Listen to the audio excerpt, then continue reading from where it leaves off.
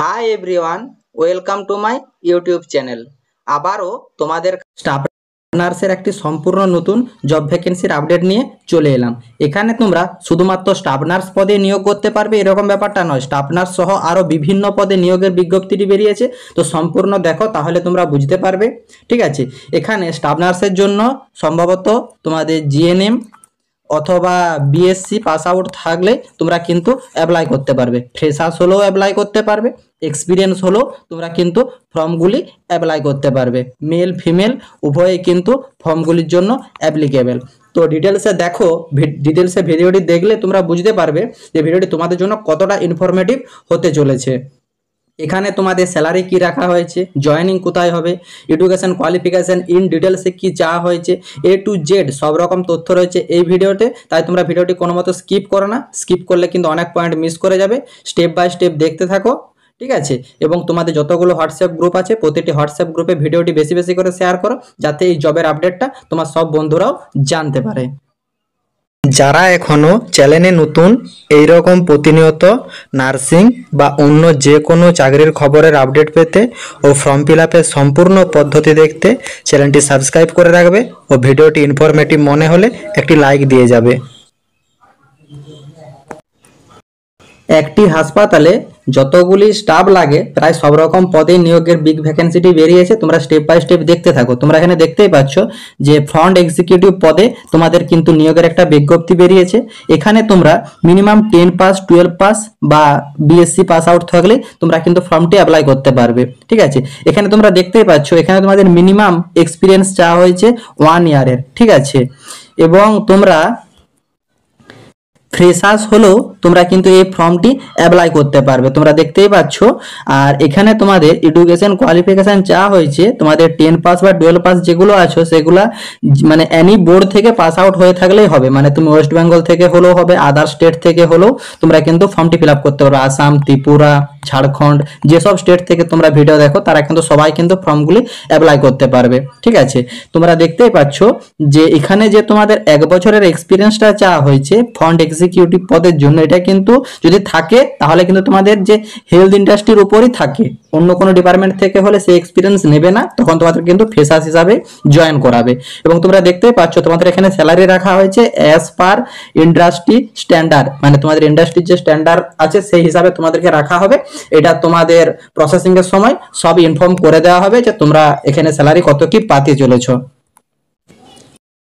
তোমরা এখানে দ্বিতীয় একটা পদ দেখতে পাচ্ছ যে তোমাদের স্টাফ নার্স পদে কিন্তু নিয়োগ হবে। এখানে কিন্তু নন জিএনএম পদে কিন্তু তোমাদের নিয়োগ করা হবে। মানে ধরো অনেকে থাকে যারা ধরো জিএনএম বা বিএসসি পড়েনি, ঠিক আছে, এএনএম পড়ে আছে, তারা কিন্তু এই ফর্মটি অ্যাপ্লাই করতে পারবে। এএনএম ছাড়া যারা ধরো মানে আগে ধরো যখন মানে হাসপাতাল চলতো তখন অনেক জায়গাতে দেখবে যে তোমাদের কোনো ডিগ্রি নাই, ঠিক আছে, সেরকম কিন্তু অনেক স্টাফ কাজ করেছো। ঠিক আছে, সেই কাজের সম্পর্কে তোমাদের অভিজ্ঞতা অনেক বেশি আছে। মানে জিএনএম বা বিএসসি পড়া একটা স্টাফের থেকে মানে যাদের পড়া নেই সেরকম স্টাফের এক্সপিরিয়েন্স কিন্তু অনেক আছে। তো সেই সব স্টাফদেরকেও কিন্তু এখানে সুযোগ দেওয়া হচ্ছে। ঠিক আছে, তোমরা দেখতেই পাচ্ছ যে এখানে 0 to 5 ইয়ার এক্সপিরিয়েন্স যুক্ত সবাইকে নেওয়া হবে। 0 to 5 মানে তোমরা দেখতে পাচ্ছ ফ্রেশার্সদেরকে এখানে মানে নিয়োগ করা হবে। ফ্রেশার্স আর ওয়েলকাম এখানে উল্লেখ করা আছে। এবং তোমরা দেখতেই পাচ্ছ এখানে দেখো কোয়ালিফিকেশনে কিন্তু জিএনএম বা বিএসসি যে ডিগ্রি লাগে সেই ডিগ্রির কথা এখানে উল্লেখ করা নেই। তোমরা এখানে 10th পাস 12 পাস বা বিএসসি যে এখানে যে তোমাদের নার্সিং ডিপার্টমেন্টটা নয়, মানে এডুকেশনাল ডিপার্টমেন্ট, মানে তোমাদের যে বিএ বিএসসি সেই সব যে ডিপার্টমেন্টগুলো আছে সেই ডিপার্টমেন্ট থেকেও তুমি কোয়ালিফিকেশন হয়ে থাকলে তুমি এই স্টাফ নার্সের জন্য ফর্মটিতে অ্যাপ্লাই করতে পারবে। ঠিক আছে, তোমরা এনি বোর্ড থেকে পাস আউট হয়ে থাকলেও তোমরা কিন্তু অ্যাপ্লাই করতে পারবে। এবং তোমরা দেখতে পাচ্ছ স্যালারি এখানে তোমাদের বলা হয়েছে অ্যাজ পার ইন্ডাস্ট্রি স্ট্যান্ডার্ড, মানে এখানে তোমাদের ইন্ডাস্ট্রির যে একটা রুল আছে সেই হিসাবে তোমাদেরকে স্যালারি দেওয়া হবে। তো এটা তোমাদের প্রসেসিং এর সময় তোমাদেরকে ইনফর্ম করে দেওয়া হবে। তো তোমাদেরকে যেটা মেন কথা, এইখানে নন জিএনএম মানে জিএনএম অথবা বিএসসি পড়া নেই এমন স্টুডেন্টরাও কিন্তু এখানে অ্যাপ্লাই করতে পারবে। ঠিক আছে, এবং তোমাদের জিএনএম বা বিএসসির জন্য আরও ভ্যাকেন্সি আছে, সেটা আমি দেখিয়ে দিচ্ছি। ঠিক আছে, এবং এটাতে তোমরা ফ্রেশার্সরাও অ্যাপ্লাই করতে পারবে। তারপর তোমরা দেখতেই পাচ্ছ এখানে তোমাদের কাস্টমার সার্ভিস এক্সিকিউটিভ পদে একটা নিয়োগের বিজ্ঞপ্তি বেরিয়েছে, ঠিক আছে। এটার জন্য তোমাদের কিন্তু মিনিমাম গ্র্যাজুয়েশন পাস লাগবে, সেটা তুমি বিএ থেকে হও, ঠিক আছে, বিএসসি থেকে হও, বিকম থেকে হও, যে কোনো স্ট্রিম থেকে তোমাকে কিন্তু একটা প্লেন গ্র্যাজুয়েশন লাগবে, ঠিক আছে। সেটা তোমাদের অনার্সও হতে পারে, পাসও হতে পারে, ঠিক আছে, তোমাদের লাগবে। তার সঙ্গে তোমাদের কিন্তু 2 বছরের এক্সপিরিয়েন্স লাগবে কাস্টমার সার্ভিস এক্সিকিউটিভ পদে কাজ করার। দেখো আগেরটাতে উল্লেখ করা ছিল যে তোমাদের হেলথ রিক্রুটমেন্টে লাগবে, এখানে কিন্তু উল্লেখ করা নেই যে তোমাদের হেলথে লাগবে।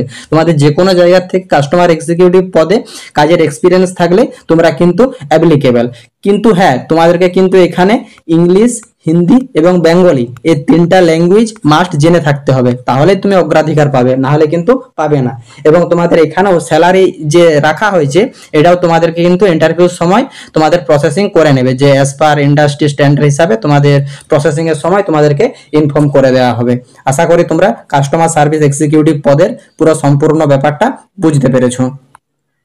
এরপর তুমি দেখতেই পাচ্ছ যে এখানে তোমাদের স্টাফ নার্স পদে নিয়োগ করা হবে। এইখানে তোমরা জিএনএম অথবা বিএসসি পাস আউট হয়ে থাকলে তোমরা কিন্তু ফর্মটি অ্যাপ্লাই করতে পারবে, ঠিক আছে। তোমরা দেখতেই পাচ্ছ যে এখানে তোমাদের কোয়ালিফিকেশন জিএনএম অর বিএসসি, এবং তোমরা দেখতেই পাচ্ছ এখানে মিনিমাম এক্সপিরিয়েন্স কিন্তু 0, ঠিক আছে, মানে তুমি ফ্রেশার্স অ্যাপ্লাই করতে পারবে, এবং তোমাদের যদি অভিজ্ঞতা থাকে তাহলেও তুমি অ্যাপ্লাই করতে পারবে। তো তোমাদের ফ্রেশার্সরা আর এক্সপিরিয়েন্সরা যদি অ্যাপ্লাই করে তাহলে দুজনকার কি প্রসেসিং এক হবে?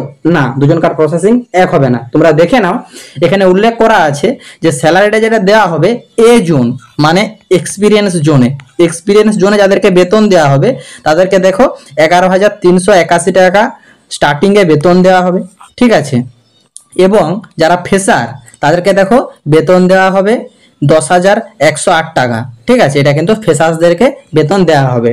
এরপর তোমাদের প্রসেসিং এর সময় তোমাদেরকে বাকি যাবতীয় তথ্য জানানো হবে, যে তোমাদের রেকমেন্ডেশন কিছু থাকছে কিনা, যাবতীয় যা তথ্য সব তোমাদের সেইখানে প্রোভাইড করে দেবে।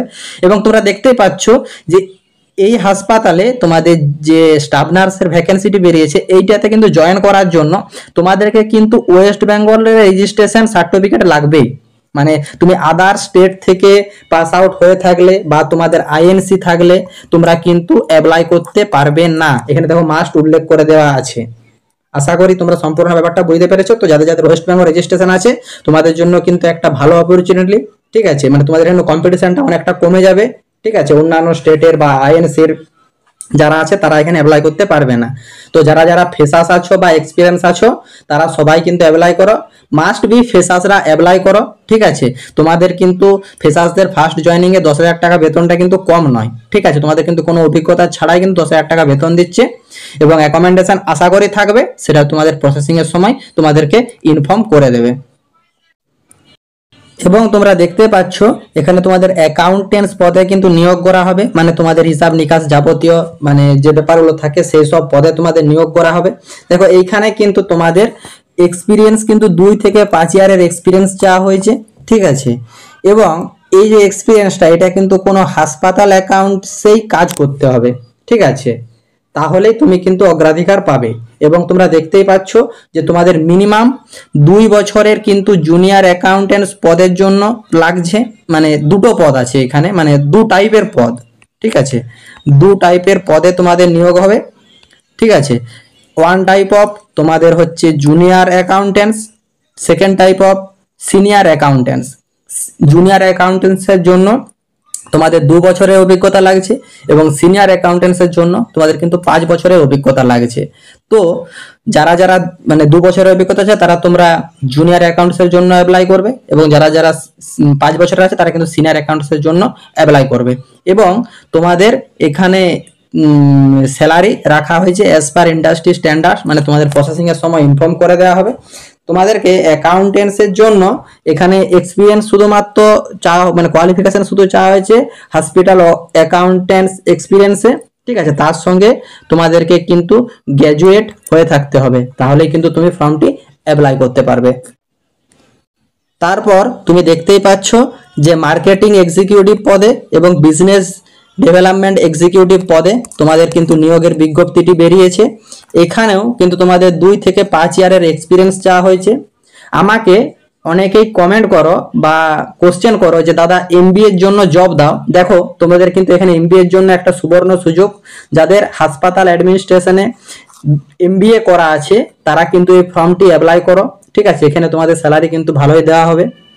ঠিক আছে, এবং তোমরা দেখতেই পাচ্ছ যে এখানে তোমাদের মিনিমাম 2 বছরের এক্সপিরিয়েন্স চাওয়া হয়েছে এবং তোমাদের ইউজিসি রিকগনাইজ ইউনিভার্সিটির থেকে তোমাদের যেমন সার্টিফিকেটটা থাকে। ঠিক আছে, এবং তোমাদের যে এক্সপিরিয়েন্স সেটা কিন্তু তোমাদের হেলথ কেয়ার ইন্ডাস্ট্রির থেকেই থাকতে হবে। অন্য কোনো জায়গার থেকে তোমাদের এমবিএ এর এক্সপিরিয়েন্স থাকলে তারা কিন্তু অ্যাপ্রুভ করবে না। ঠিক আছে, এবং তোমাদের salary as per industrial standard হিসাবে তোমাদের কিন্তু স্যালারি বিবেচনা করা হবে। সেটা তোমাদের প্রসেসিং এর সময় তোমাদেরকে ইনফর্ম করে দেওয়া হবে। আশা করি তোমরা সম্পূর্ণ ব্যাপারটি বুঝতে পেরেছো। এবার বাকি প্রসেসিংটা তোমরা একটু দেখে নাও। তোমরা দেখতে পাচ্ছ তোমাদের যে ভ্যাকেন্সির কথাগুলো আমি বললাম সেটা কিন্তু মানে রিক্রুট করা হচ্ছে জেনেসিস হাসপাতালে। ঠিক আছে, জেনেসিস হাসপাতালে তোমরা লোকেশনটা একটু দেখে নাও। ঠিক আছে, এইখানে দেখতেই পাচ্ছ তোমাদের 4টা কন্ট্যাক্ট নাম্বার দেওয়া আছে। ঠিক আছে, এবং একটা হোয়াটসঅ্যাপ নাম্বার দেওয়া আছে, তোমরা এখানে যোগাযোগ করতে পারো।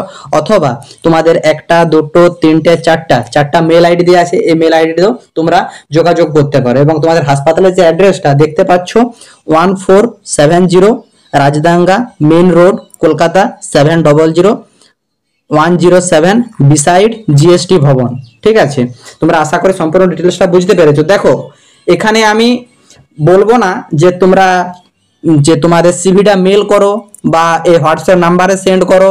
ঠিক আছে, এই প্রসেসিং এ কিন্তু এখানে রিক্রুটমেন্টের কথা কোথাও উল্লেখ করা নেই।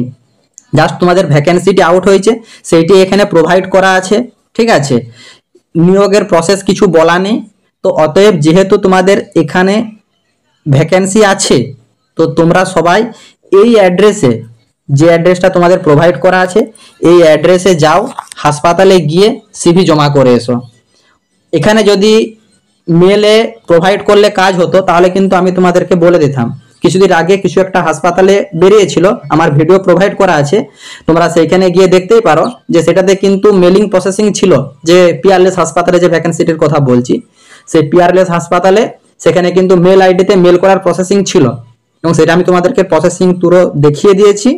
ঠিক আছে, এখানেও তোমরা মেল করতে পারো, কিন্তু কাজ হবে কিনা আমি বলতে পারবো না, কারণ এখানে আমাকে কোথাও ইনস্ট্রাকশন দেওয়া নেই যে তোমরা মেল করো বলে। সেখানে ইনস্ট্রাকশন দেওয়া ছিল বলে আমি প্রসেসিং দেখিয়ে দিয়েছিলাম, কিন্তু এখানে উল্লেখ করা নেই। সেই জন্য তোমরা যাদের জবের নিড আছে এবং যারা ফ্রেশার্স আছো, বিশেষ করে ফ্রেশার্সরা সবাই কিন্তু হাসপাতালে গিয়েই সিভি জমা করে এসো।